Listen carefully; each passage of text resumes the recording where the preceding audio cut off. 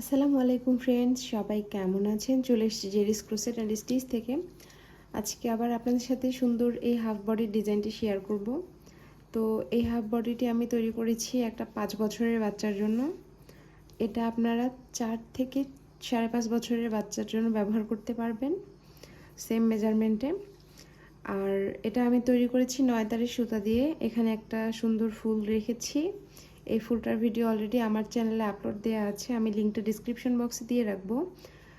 তো যারা এখন পর্যন্ত আমার চ্যানেলটিকে সাবস্ক্রাইব করেননি, প্লিজ সাবস্ক্রাইব করবেন, বেল বাটনটি ক্লিক করে রাখবেন, তাহলে আমি যখনই কোনো ভিডিও আপলোড দেব সেটি সঙ্গে সঙ্গে নোটিফিকেশনের মাধ্যমে পৌঁছে যাবে আপনার কাছে।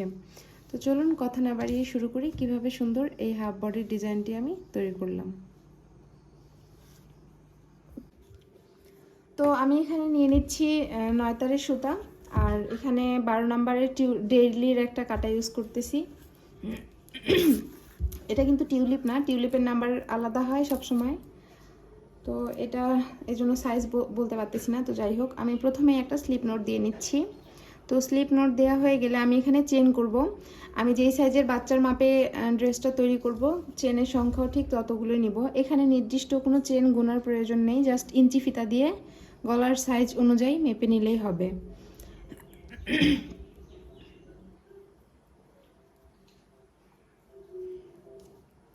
তো এইভাবে করে আমি অফ ক্যামেরায় এখানে টোটাল 16 ইঞ্চি পরিমাণ চেন করে তারপরে ফিরে আসছি। তো এই যে আমি এখানে চেন করে নিয়েছি, আমি একটু মেপে দেখাচ্ছি। এখন চেনের সংখ্যাটা সবসময় কিন্তু লুজ করে ধরতে হয় ইঞ্চি ফিতার থেকে। তো এই যে জাস্ট এরকম করে চেনটা রাখবো, আর কিছু না। চেন কখনো টান টান দিয়ে ধরবেন না, না হলে কিন্তু মানে সেলাইয়ের পরে কম বেশি হয়ে যাবে। তো আমার এখানে 16 ইঞ্চি পরিমাণ প্রয়োজন ছিল, 16 ইঞ্চি হয়েছে। এটা কিন্তু টানলে আসলে আরেকটু বেড়ে যাবে 1 ইঞ্চির মতো। এই যে, কিন্তু আমাকে টান দিয়ে ধরা যাবে না, আমাকে জাস্ট লুজ লুজ করেই রাখতে হবে। তো আমি 16 ইঞ্চির থেকে একটু বেশি করে নিয়েছি। অনেক সময় ডাবল ক্রোশে করার সময় চেনের সংখ্যা মানে ইঞ্চি পরিমাণ কমে যায়, এর জন্য একটু বড় করে নিয়েছি। তো এবারে আমি এক্সট্রা কতগুলো আর একটু চেন করে নিচ্ছি, যদি কমে যায় এই জন্য আর একটু চেন করে নিচ্ছি। তো তারপরে আমি এখানে একটা কাজ করব, সেটা হচ্ছে প্রথমে আমরা জানি 3টি চেন সমান সমান একটি ডাবল ক্রোশে। তো 3টি চেনকে স্কিপ করব। 3টি চেনকে স্কিপ করে 4 নাম্বার চেনের মধ্যে আমি একটি ডাবল ক্রোশে তুলে নিচ্ছি।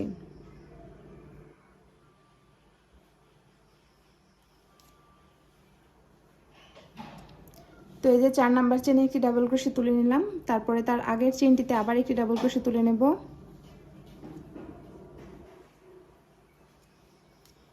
আবার তার আগের চেনটিতে একটি ডাবল ক্রোশে তুলে নেব। আবার তার আগের চেনটিতে একটি ডাবল ক্রোশে তুলে নেব। তো এভাবে করে আমি প্রত্যেকটি চেইনের উপরে একটি একটি করে ডাবল ক্রোশে তুলে পুরো রাউন্ডটিতে আবার সেম কাজটাই করব, মানে প্রত্যেকটি চেনে একটি একটি করে ডাবল ক্রোশে করে নেব। তো ফ্রেন্ড, এভাবে করে আমি এখানে 2 ইঞ্চি পরিমাণ পর্যন্ত ডাবল ক্রোশে করে নিয়েছি। আমি ভুলে গিয়েছিলাম, আমি আসলে এখানে স্কোয়ার শেপের নেক ডিজাইন করব, যেহেতু তার জন্য আমাকে এখানে সেকেন্ড লাইনেই কর্নারটা নিয়ে আসতে হবে। তো আমি এখানে টোটাল 2 ইঞ্চি পরিমাণ ডাবল ক্রোশে করে নিয়েছি। এবারে কর্নার বের করব। তো এর জন্য আমি একই স্পেসে আরও একটি ডাবল ক্রোশে দিচ্ছি, অর্থাৎ আমার এতক্ষণ একটি চেন স্পেসে একটি ডাবল ক্রোশে করেছিলাম, আর এবারে এই চেন স্পেসে একই স্পেসে 2টি ডাবল ক্রোশে করলাম। তারপরে 2টি চেন নিচ্ছি, আবার সেম স্পেসে আরও 2টি ডাবল ক্রোশে করব। 1 2। তো অর্থাৎ আমার এখানে এক চেনে 2টি ডাবল ক্রোশে, 2টি চেন, 2টি ডাবল ক্রোশে হয়ে গেল। তো আমার এখানে কোণ তৈরি হয়ে গেল, আর এটা একটা ভি শেপের মতো হলো। এরপরে আমি আবার এখানে ডাবল ক্রোশে করব। আবার প্রত্যেকটি চেনের মধ্যে জাস্ট একটি একটি করে ডাবল ক্রোশে করব।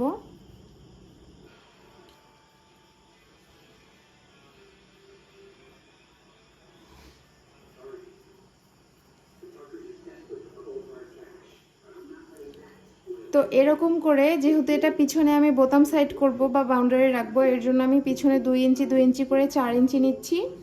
আর হাতার দিকে আমি 4.5 ইঞ্চি করে রাখবো, আর বাকি যেটুকু থাকবে 4 ইঞ্চির মতো সেটা আমি সামনের দিকে করে নেব। তো এভাবে করে টোটাল 4টা কর্নার বের করে আমি ফিরে আসছি। তো ফ্রেন্ড, পুরো রাউন্ডটি আমি কমপ্লিট করে ফিরে এলাম। এখন আপনাদেরকে মাপটা একটু দেখিয়ে দিচ্ছি আমি ঠিক কিভাবে মাপ নিয়ে করেছি। তো আমি এখানে পেছনে আর সামনে পেছনের 2টা অংশে 2 ইঞ্চি করে নিয়েছি, আর আমি হাতার দিকে কিন্তু 5 ইঞ্চি করে রেখেছি, দেখে বুঝতে পারছেন নিশ্চয়ই। এই পাশেও সেমভাবে 5 ইঞ্চি করেছি, আর সামনের দিকে করেছি, যেহেতু পিছনে 2 ইঞ্চি করে করেছি এর জন্য সামনে করেছি 4 ইঞ্চি। তো আমার এভাবে করে কিন্তু পারফেক্ট হয়েছে। আর এখন এটা যদি আমি ফোল্ড করি তো এটা এরকম আসবে। তো আপনারা অবশ্যই সামনে পিছনে যতটুকু নেবেন তার থেকে হাতার দিকে 1 ইঞ্চি বেশি নেবেন, কারণ হাতাটা ফোল্ড করা হবে, সামনে পিছনে কিন্তু ফোল্ড করা হবে না। সো এই দিকটা অবশ্যই মাথায় রাখবেন, তাহলে আপনাদের নেক এর মানে গলাটার শেপটা অনেক সুন্দর আসবে, নাহলে শেপটা ভালো লাগবে না। তো এই যে এখন আমি পরবর্তী রাউন্ডে চলে যাচ্ছি। তো পরবর্তী রাউন্ডে যাওয়ার জন্য প্রথমেই আমি এখানে 3টা চেন করে নিচ্ছি। আপনারা জানেন 3টি চেন সমান একটি ডাবল ক্রোশে। তো 3টি চেন করা হয়ে গেলে, আচ্ছা এখানে 3টি চেন করা হয়ে গেলে তার পরবর্তীতে আমি এখানে কিন্তু বাউন্ডারির জন্য কাজ করব। তো পরবর্তীতে 4টা বা 5টা স্টিচের মধ্যে আমি বর্ডার হিসেবে রাখবো। তো আপনারা যদি বর্ডার মানে বোতাম করতে না চান, এটা বোতাম স্টিচ হিসেবে অনেকে রাখে, তো বোতাম যদি করতে না চান সেই ক্ষেত্রে আপনারা পুরো রাউন্ডের কাজটাই সেমভাবে করবেন। আর যদি বোতাম স্টিচ করতে চান সেক্ষেত্রে এটা রাখতে পারেন, সমস্যা নেই। তো 5টা আমি এখানে রাখলাম, আচ্ছা 6টা রাখি, 6টা রাখলে বেশি ভালো লাগবে, বোতাম স্টিচটা একটু প্রশস্ত হলেই বেশি ভালো লাগে। তো 6টা করে নিলাম। এরপরে আমি 1 চেন স্পেস রাখতেছি এবং নিচ থেকে একটি ডাবল ক্রোশেকে স্কিপ করতেছি, তারপরে ডাবল ক্রোশের উপরে আবার একটি ডাবল ক্রোশে করে নিলাম, আবার 1 চেন স্পেস, নিচ থেকে একটি ডাবল ক্রোশে স্কিপ করে পরবর্তী ডাবল ক্রোশের উপরে একটি ডাবল ক্রোশে, আবার 1 চেন স্পেস, নিচ থেকে একটি ডাবল ক্রোশে স্কিপ করে পরবর্তী ডাবল ক্রোশের উপরে আবার একটি ডাবল ক্রোশে। তো এভাবে করেই আমি এখানে পুরোটা করতে করতে একদম কর্নার পর্যন্ত করব। তো আমি এইভাবে পুরোটা করে কর্নারের এখানে এসে দেখিয়ে দিচ্ছি কিভাবে কর্নারটা করব।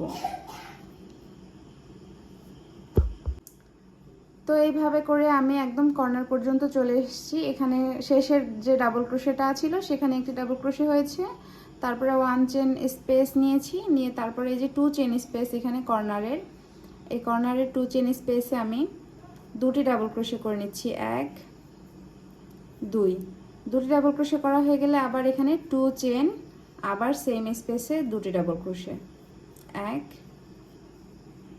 2।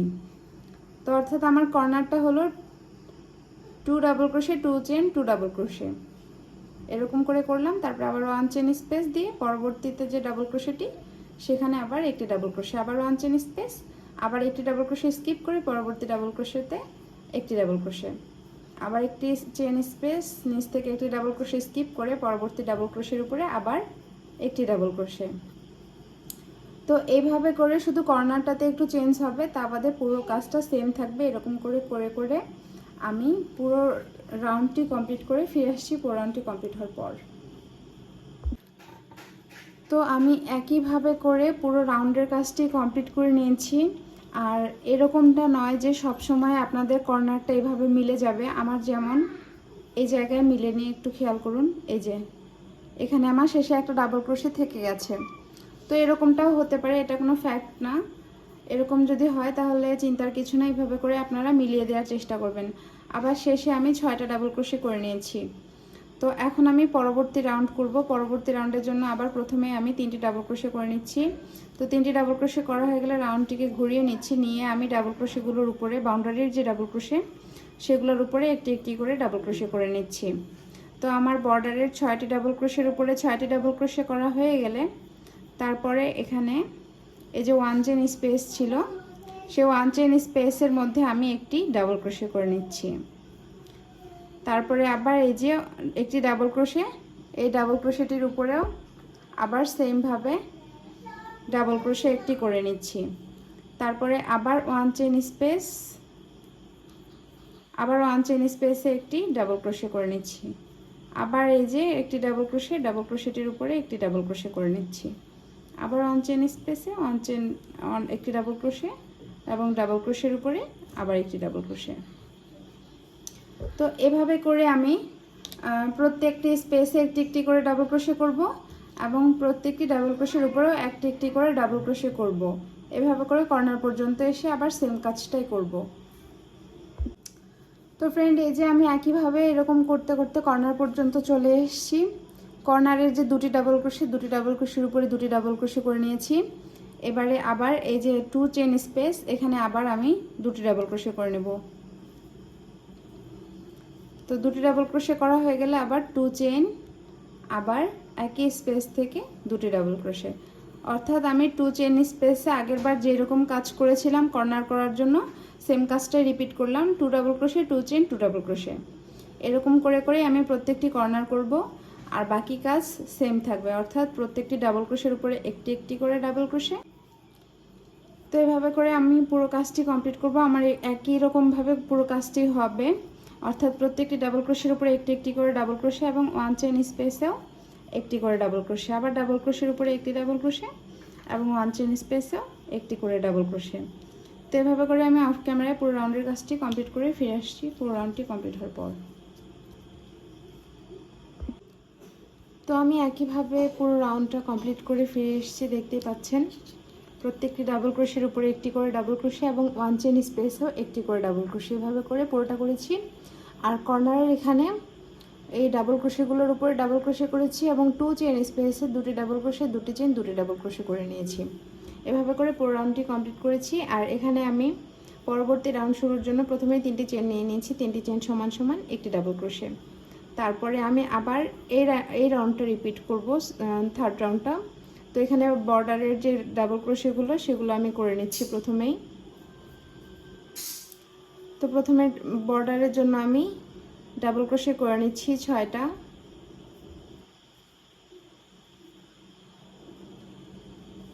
তো ডাবল ক্রোশে করা হয়ে গেলে আবার 1 চেইন, নিচ থেকে একটি ডাবল ক্রোশে স্কিপ করে পরবর্তী ডাবল ক্রোশের উপরে একটি ডাবল ক্রোশে, আবার চেইন 1, নিচ থেকে একটি ডাবল ক্রোশে স্কিপ করে পরবর্তী ডাবল ক্রোশের উপরে একটি ডাবল ক্রোশে, আবার চেইন 1, নিচ থেকে একটি ডাবল ক্রোশে স্কিপ করে পরবর্তী ডাবল ক্রোশের উপরে একটি ডাবল ক্রোশে। তো এভাবে করে করে আমি সেমভাবে অর্থাৎ এই রাউন্ডটির মতো করে পুরো রাউন্ডটি কমপ্লিট করব। কর্নারে এসে 2 চেইন স্পেসে দুটি ডাবল ক্রোশে, দুটি চেইন, দুটি ডাবল ক্রোশে করব, করে পুরো রাউন্ডটি কমপ্লিট করব এবং তারপরে আবার এই রাউন্ডটি রিপিট করব, অর্থাৎ 4th নাম্বার রাউন্ডটি রিপিট করব, অর্থাৎ একটি ডাবল ক্রোশের উপরে একটি ডাবল ক্রোশে, 1 চেইন স্পেসে একটি ডাবল ক্রোশে, আবার পরবর্তী ডাবল ক্রোশের উপরে একটি ডাবল ক্রোশে। আর কর্নারে এসে সেম কাজটাই বারবার রিপিট হবে, 2 চেইনের মধ্যে 2 double crochet, 2 chain, 2 double crochet. তো এভাবে করে আমি ঠিক ততটা পর্যন্ত নিব যতক্ষণ আমার সামনের সাইড, এটা যেহেতু সামনের সাইড, হ্যাঁ, তো এই সামনের সাইডে আমি যে বাচ্চার জন্য করতেছি সেই বাচ্চার বডি হচ্ছে 22 ইঞ্চি, অর্থাৎ সামনের দিকে আমাকে 11 ইঞ্চি আনতে হবে। তো 10 ইঞ্চি পর্যন্ত আমি 10 ইঞ্চি আনা পর্যন্ত যতটুকু বা জয়টা স্টেপ করতে হয় আমি ঠিক ততগুলো স্টেপ করে নিয়ে তারপরে ফিরে আসছি।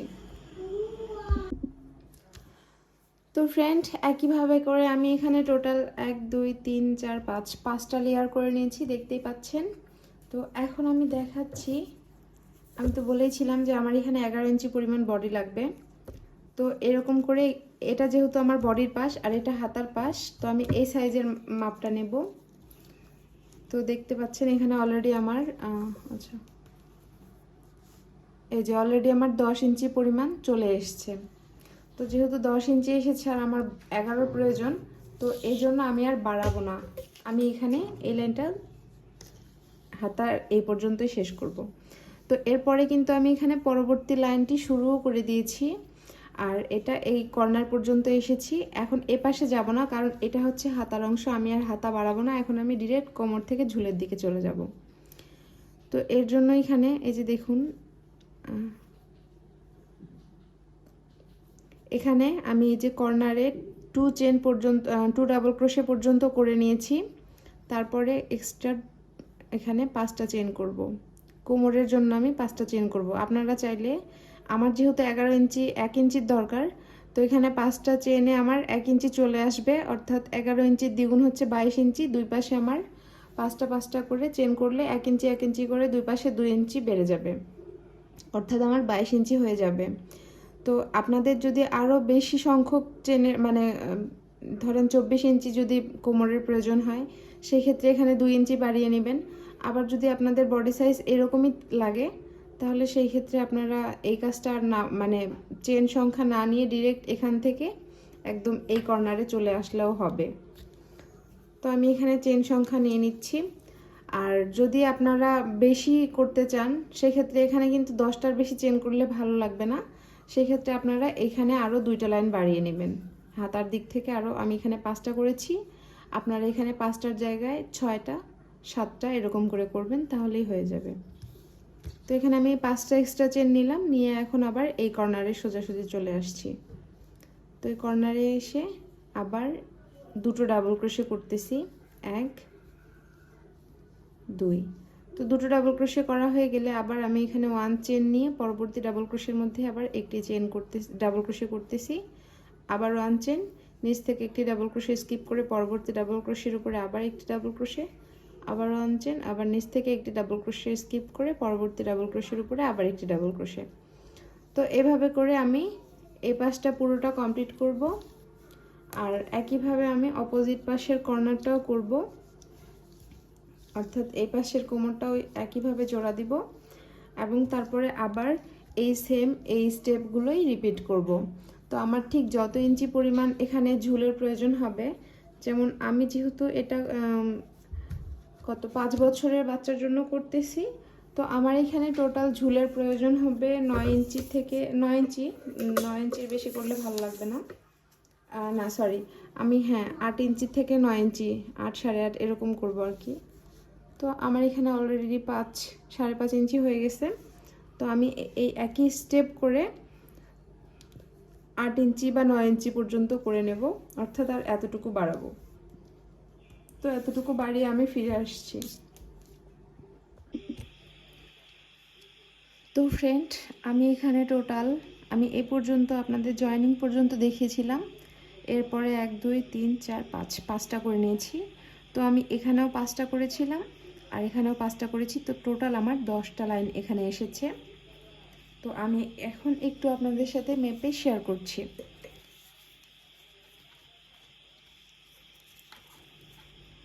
তো এই যে আমি 8.5 ইঞ্চি পরিমাণ বলেছিলাম, আমার 8.5 ইঞ্চি পরিমাণে এসেছে।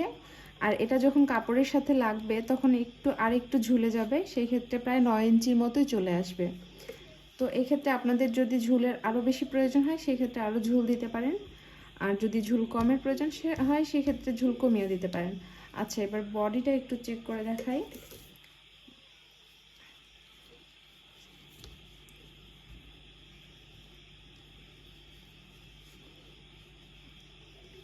তো এই যে বডি আমার এখানে 11 ইঞ্চি পরিমাণে এসেছে, অর্থাৎ 11 এখানে হাফ আছে যেহেতু 11 দুগুণা টোটাল আসবে 22 ইঞ্চি।